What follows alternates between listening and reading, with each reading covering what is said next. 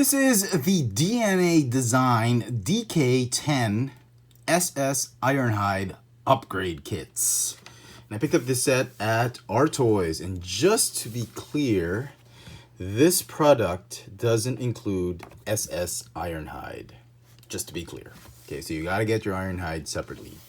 All right, and it's nice looking packaging. There's a tray inside, and these are essentially what you get. You get upgrades for the feet, 2 guns with bayonets, and a new bumper.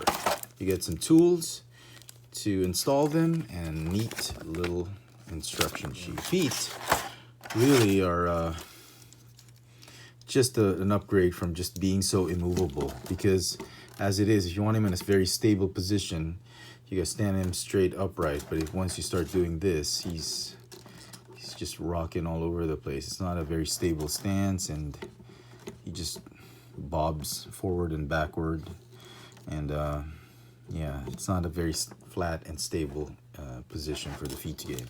So take one last look at Pseudo Series Ironhide, and we will transform him from this into this. And boy, what a difference it makes.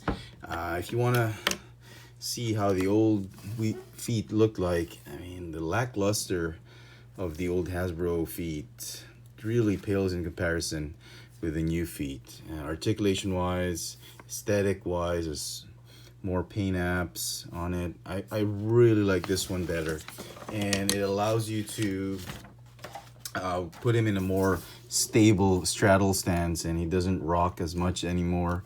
The toes do have a little bit of articulation right there to give you more stability. Okay, now he comes with bayonet knives, which you can store on his hips if you just don't fold the new bumper piece all the way back like that. It should be fine. You can clip those knives on his hips, or you can keep them on the bayonet as a like a stabbing weapon, like that when he's shooting.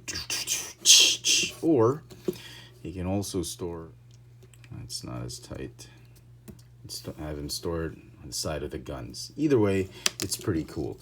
Also, you can have him hold it like Rambo, like a Rambo knife, like that, and he still looks cool when he's fighting some of the dreads. Whoa, Mexican standoff. So it's pretty cool. I actually like it. I like it a lot. The plastic that the knives and guns are made of are a little bit very firm, very sturdy, very hard. So be careful. You're gonna poke yourself with that. It's a little sharp. Just be careful with that. But otherwise, it's actually very nice. Nicely painted, nicely crafted. So are the feet. Very nice, sturdy plastic. Really enjoying this. What's it gonna be, punk? I mean, if you didn't have enough guns already, these extra guns really provided extra firepower for Ironhide. I really like it. Okay, so here's how we're gonna do it. Make sure you put him in this position. I don't think you need to transform him into full-on truck mode. Just move the wheels outward that way. And then what you want to do is you want to remove these wheels.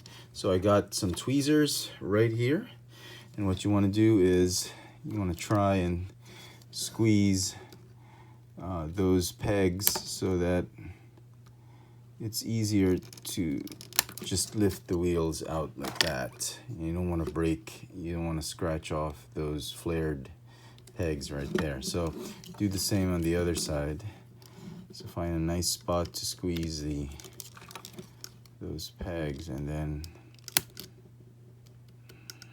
just lift those wheels. You can probably force them out, but you don't want to ruin a Pseudo Series figure. Now the next thing you want to do is you get this tool, which comes with the kit, and you want to push the pin from this side, and it's going to be very tight and it's very difficult to put in the first time around. I mean, you're going to have to work it.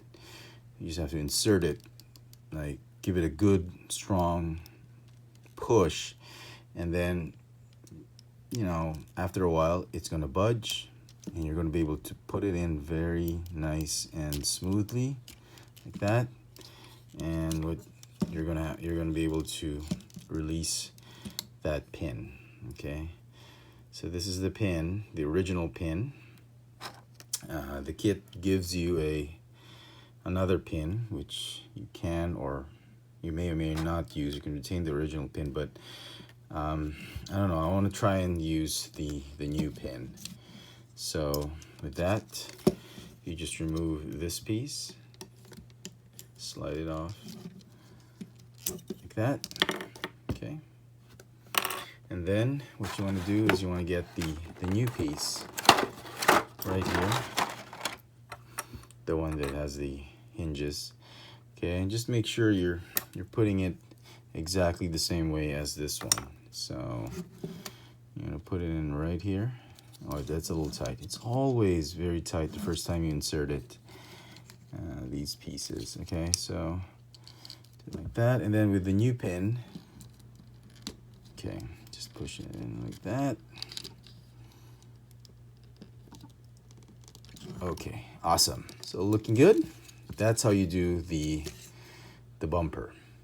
Yeah, okay. The logos seem to be okay. The design molding looks to be the same. You even have the fog lamps painted, so okay. Now let's do the leg pieces. Okay, what you're gonna do is you're gonna need one of these. You wanna unscrew these two screws right here.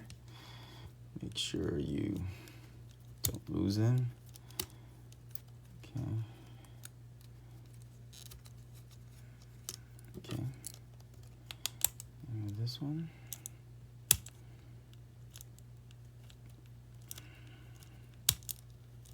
Okay.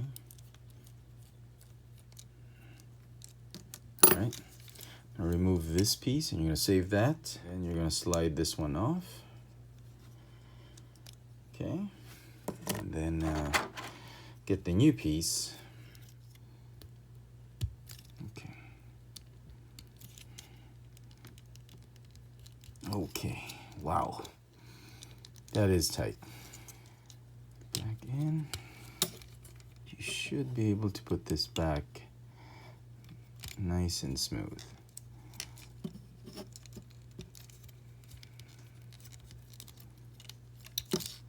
Okay. Screw the knee joint first.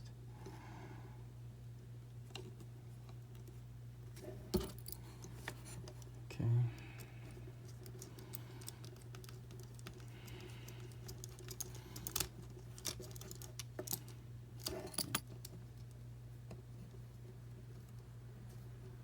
Okay.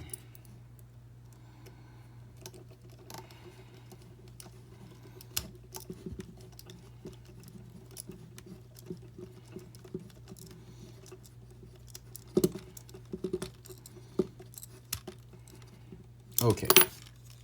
All right. Good.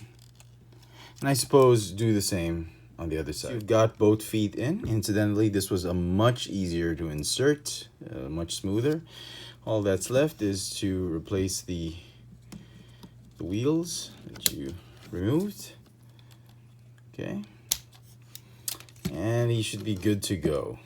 Okay, so in truck mode, when you transform the feet, it's actually much nicer. There's a lot less kibble near the wheels because the toes actually fold in, as well as the rear toes, the heel spur. They actually fold in nicely, and they kind of hide underneath that wheel.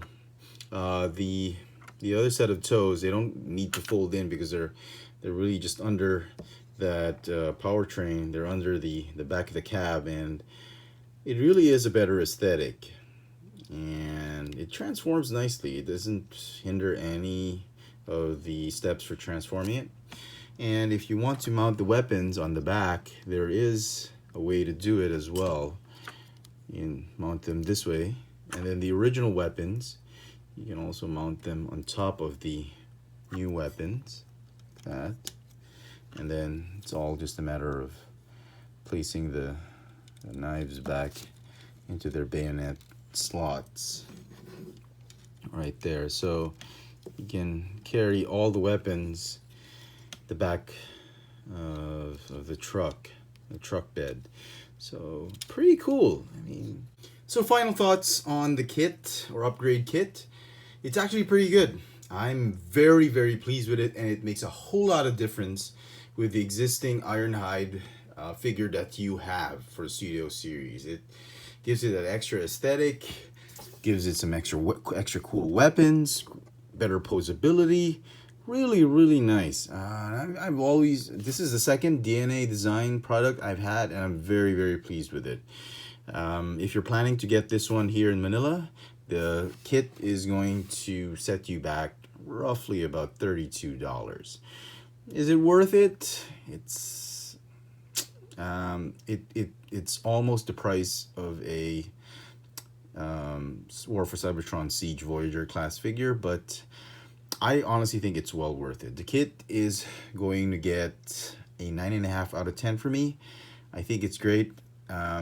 It's a little difficult to install, but as it is, it's a very, very, very good upgrade kit. There you go, folks. Hope you've enjoyed this little video review. This has been the DNA Design DK-10 Pseudo Series Ironhide upgrade kits.